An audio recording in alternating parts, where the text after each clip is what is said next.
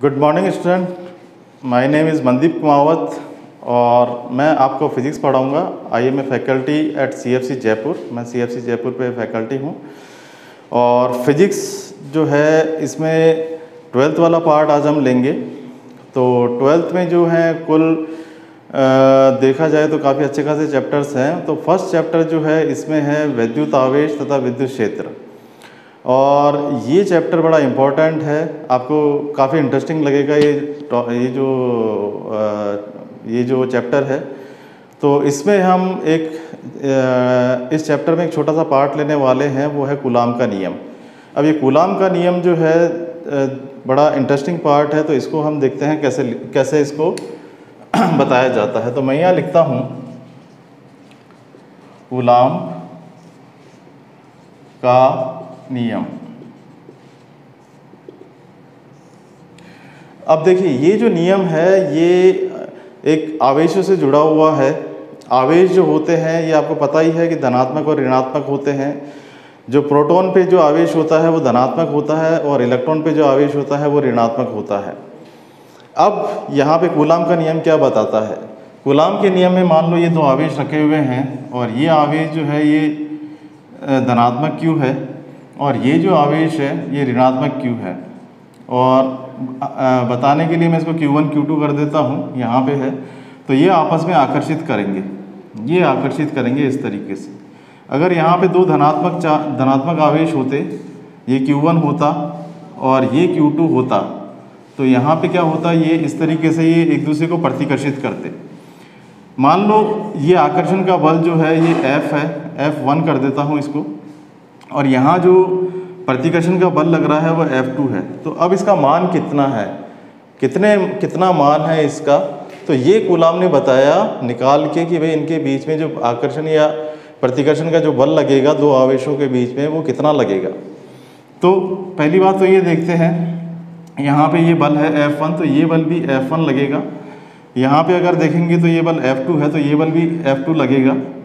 और ये क्रिया प्रतिक्रिया से आप समझ सकते हैं, 11th में आपने पढ़ा होगा, क्रिया प्रतिक्रिया होती है, एक पे क्रिया हुई दूसरे प्रतिक्रिया हुई और क्रिया प्रतिक्रिया बराबर होती है। तो यहाँ पे देखेंगे तो ये जो क्रिया और प्रतिक्रिया है वो बल है। उसी तरीके से यहाँ पे है।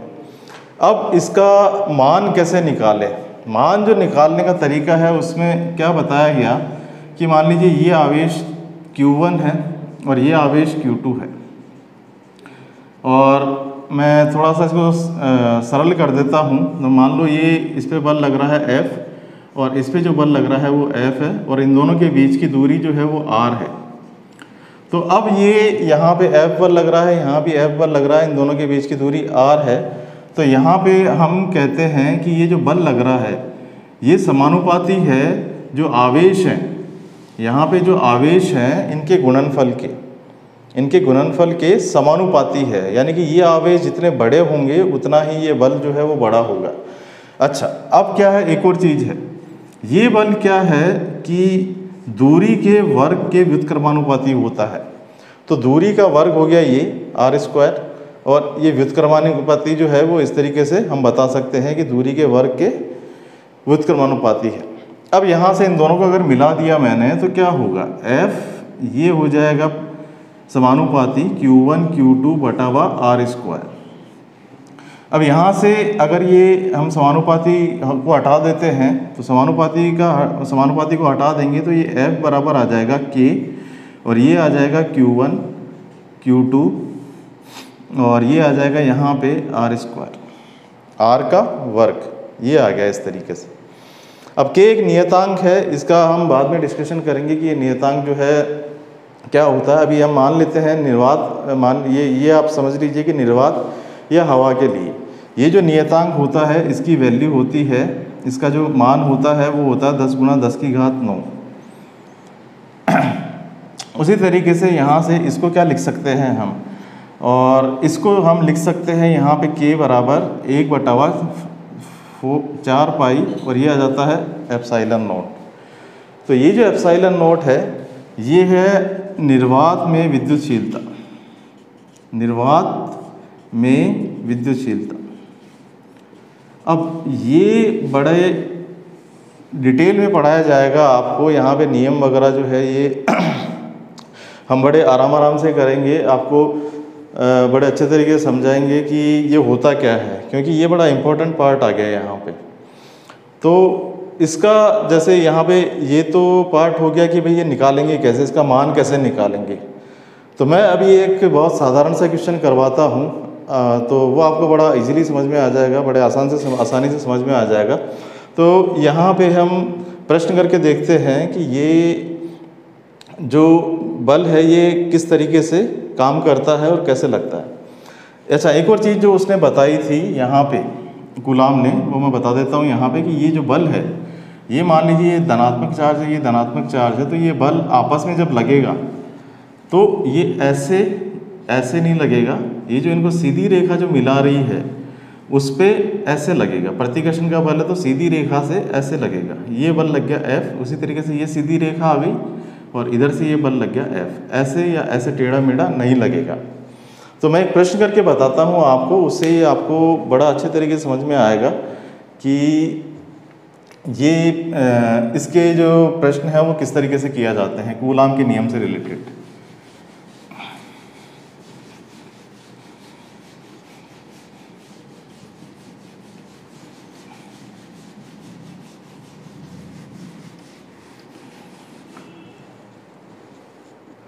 यहाँ पे प्रश्न है, यहाँ मैं कहता हूँ ये प्रश्न आ गया कि चित्रानुसार 3 आवेश एक समबाहु त्रिभुज के कोनों पर रखे हुए हैं।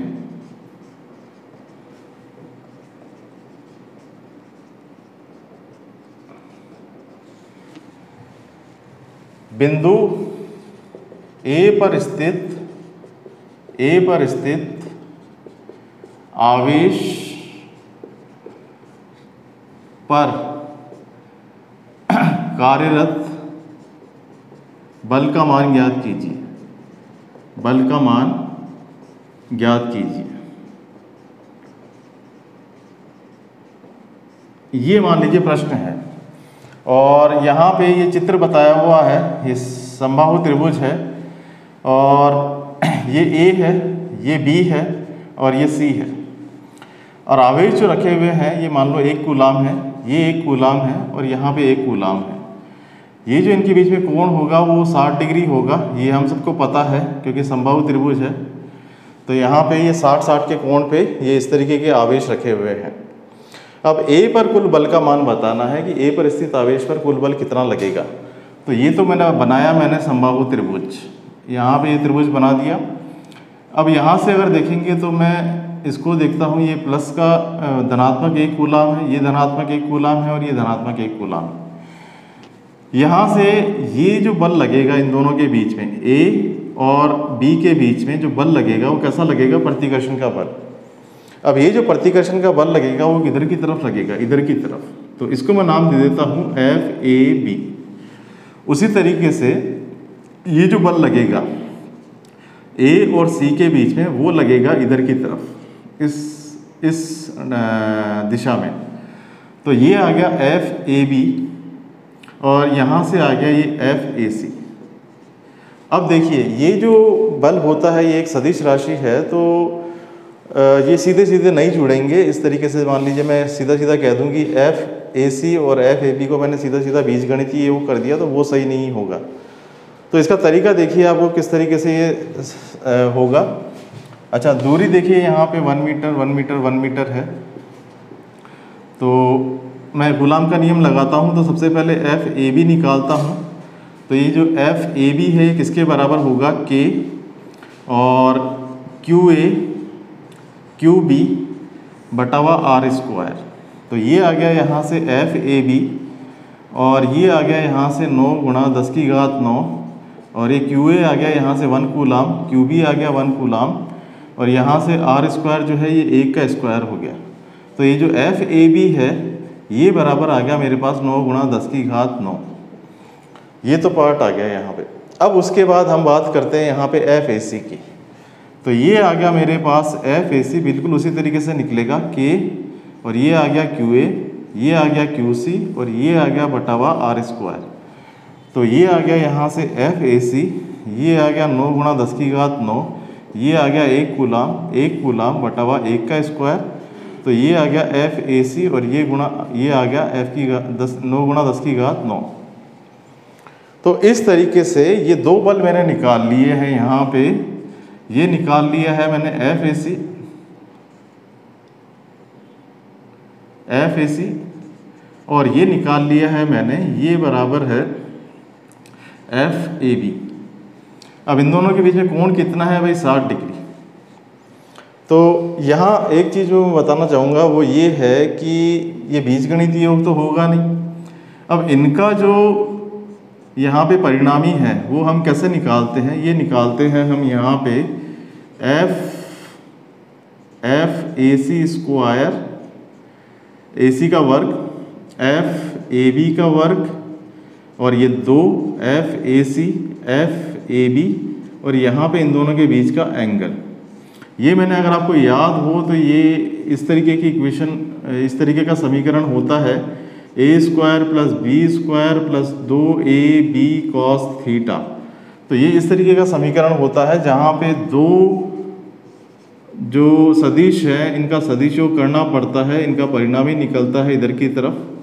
तो ये वहाँ से लिया है मैंने, ये 11th का टॉपिक है। तो आपको 11th का टॉपिक जो है वो भी मुझे लगता है कि ये जो सदिश और अदिश है वो आपने पढ़े होंगे, तो उससे मैं ले रहा हूँ ये टॉपिक। तो यहाँ पे ये पार्ट आ गया। तो ये यहाँ से एफ आर किया मैंने, और ये किया मैंने 9 गुणा 10 की घात 9, और ये किया मैंने 9 गुणा 10 की घात 9, इनका स्क्वायर यहाँ पे, और प्लस 2 9 गुणा 10 की घात 9, 9 गुणा 10 की घात 9, और ये आ गया cos 60, क्योंकि दोनों के बीच में जो कोण है वो 60 है। ये कोण जैसे मैं यहाँ से अगर देखेंगे तो इस दिशा में लग रहा है, ये इस दिशा में लग रहा है, तो ये कोण अगर 60 है तो ये कोण भी 60 होगा। तो यहाँ से ये एफ आर किया मैंने, और ये किया मैंने इस तरीके से, इसको यहाँ पे 9 गुणा 10 की घात 9 इसका वर्ग, 9 गुणा 10 की घात 9 इसका वर्ग, और यहाँ पे 2 9 गुणा 10 की घात 9 इसका वर्ग, और cos 60 जो होता है ये 1/2 होता है। तो 2 से तो 2 कैंसिल हो जाएगा, हट जाएगा, ये कट जाएगा, और इस तरीके से ये आ जाएगा 9 गुणा 10 की घात 9 इसका वर्ग, 9 गुणा 10 की घात 9 इसका वर्ग, और 9 गुणा 10 की घात 9 इसका वर्ग। तो यहाँ से अगर मैं 9 गुणा 10 की घात 9 ये वर्ग जो है ये बाहर ले लेता हूँ, तो यहाँ से आ जाएगा 1 + 1 + 1 इस तरीके से। तो यहाँ पे आ गया ये एफ आर, और ये वर्ग जब वर्गमूल के बाहर आएगा तो 9 गुणा 10 की घात 9 हो जाएगा, 1 1 1 3 ये मिलके हो जाएगा 3, तो ये आ जाएगा 9, और ये आ जाएगा √3 गुणा 10 की घात 9। दिशा भी हम निकाल सकते हैं आसानी से, दिशा में कोई दिक्कत नहीं होती। ये भी मैं एक जो 11th का टॉपिक है उससे बता देता हूँ। मान लीजिए अल्फ़ा एंगल है, अल्फ़ा कोण है, तो ये जो परिणामी होता है ये अल्फ़ा कोण पे निकलता है। तो ये हम कैसे निकालते थे, अगर आपको याद हो 11th का टॉपिक, तो इसको हम निकालते थे b sin थीटा बटा हुआ a + b cos थीटा। तो उसी तरीके से यहाँ पे जो है मैं कोण भी निकाल सकता हूँ, कितने कोण पे इनका परिणामी जाएगा। तो यहाँ पे मैं परिणामी निकाल के बता देता हूँ इनको कितने कोण पे जाएगा। मान लो इन दोनों के बीच का जो एंगल था वो तो 60 था ही, और यहाँ से ये बना रहा है अल्फ़ा कोण। तो यहाँ पे हम बनाएंगे tan अल्फ़ा बराबर b, ये इसको मैं a मान लेता हूँ, इसको मैं b मान लेता हूँ, तो बात वही पड़ेगी 9 गुणा 10 की घात 9 sin 60 बटा हुआ 9 गुणा 10 की घात 9 और प्लस 9 गुणा 10 की घात 9, और ये आ जाएगा cos 60। तो यहाँ से आ गया ये tan अल्फ़ा, और tan अल्फ़ा बराबर आ गया 9 गुणा 10 की घात 9 sin 60, और यहाँ से आ गया ये 9 गुणा 10 की घात 9, और ये आ गया यहाँ पे 1 प्लस cos 60। तो यहाँ से आ गया ये tan अल्फ़ा ये कैंसिल हो गया, साइन 60 हो गया √3/2। और ये यहाँ से अगर इसको देखेंगे, यहाँ से अगर इसको देखेंगे तो ये आ गया यहाँ से 1 + 1/2। तो यहाँ से आ गया √3/2/3/2। तो ये आ गया यहाँ से tan अल्फ़ा, ये आ गया √3/2 गुणा 2/3। तो ये आ गया 1/√3। तो ये 1/√3 किसका मान होता है भाई tan अल्फ़ा में? ये होता है अल्फ़ा बराबर 30 डिग्री। 30 डिग्री का मान जो होता है 1/√3 होता है। तो यहाँ से हमको पता लग जाएगा कि ये जो कोण बन रहा है यहाँ पे, ये कितना, ये जो परिणामी है कितना कोण बना रहा है। तो ये बना रहा है 30 का कोण। तो ये भी कोण हो गया 30 का। तो अब वैसे भी हम साफ साफ बता सकते थे दोनों बल अगर बराबर है तो ये बड़ा सहज है कि यहाँ से और यहाँ से ये दोनों बल अगर समान है तो बीच का परिणामी जो है वो इधर से ही जाएगा 30 का कोण बनाते हुए। तो इस तरीके से ये प्रश्न को हम हल कर सकते हैं। यहाँ मैंने एक साधारण सा क्वेश्चन लिया है, साधारण सा प्रश्न लिया है, और इसी तरीके से हम आपको बड़े आसानी से बताएंगे कि ये जो प्रश्न है वो किस तरीके से हल किए जाते हैं। और देखिए, एक चीज़ होती है फिजिक्स आसान सब्जेक्ट है, बहुत आसान सब्जेक्ट है, बट होता क्या है इसका हवा बना लिया जाता है, तो उससे थोड़ा सा ये जो है लोगों को डिफ़िकल्ट लगता है। बट आप एक एक चीज़ बारीकी से समझेंगे, एक एक चीज़ आपको डिटेल में बताई जाएगी, बार बार बताई जाएगी, तो आप आसानी से समझ जाएंगे, कोई दिक्कत नहीं आएगी। आप ऐसे भी हमारे पास स्टूडेंट्स हैं जिनके बोर्ड में 100 में से 100 आए हैं। तो यहाँ पे अगर बात करेंगे हम यहाँ पे कि भाई किस तरीके से फिजिक्स को सॉल्व किया जाए, तो ये चलता है कॉन्सेप्ट्स पे। तो कॉन्सेप्ट आपके 1 बाय 1 जो है हम धीरे धीरे क्लियर करेंगे। Thank you very much.